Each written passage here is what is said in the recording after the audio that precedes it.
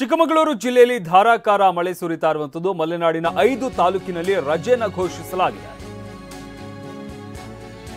ಭಾರಿ ಮಳೆಯಿಂದಾಗಿ ಸಾಕಷ್ಟು ಅವಾಂತರ ಆಗಿದೆ. ಈ ಕಾರಣದಿಂದಾಗಿ ಮಲೆನಾಡಿನ 5 ತಾಲೂಕಿನಲ್ಲಿ ರಜೆ ಘೋಷಿಸಲಾಗಿದೆ. ಅಂಗನವಾಡಿ, ಪ್ರಾಥಮಿಕ, ಪ್ರೌಢಶಾಲೆಗಳಿಗೆ ನಾಳೆ ರಜೆ ನೀಡಲಾಗಿದೆ.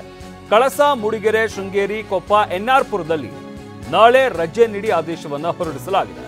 ಚಿಕ್ಕಮಗಳೂರು ಜಿಲ್ಲಾಧಿಕಾರಿ ಮೀನಾ ನಾಗರಾಜ್ ಈ ಬಗ್ಗೆ ಆದೇಶವನ್ನು ಹೊರಡಿಸಿದ್ದಾರೆ.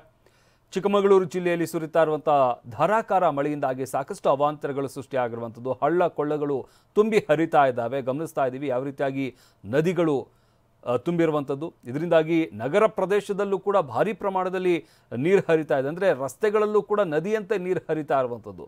ಇದರಿಂದಾಗಿ ಮುಂಜಾಗ್ರತಾ ಕ್ರಮವಾಗಿ 5 ತಾಲೂಕುಗಳಲ್ಲಿ ಅಂಗನವಾಡಿ ಕೇಂದ್ರಗಳು ಸೇರಿದಂತೆ ಶಾಲೆಗಳಿಗೆ ರಜೆ ನೀಡಿ ಆದೇಶವನ್ನು ಹೊರಡಿಸಲಾಗಿದೆ.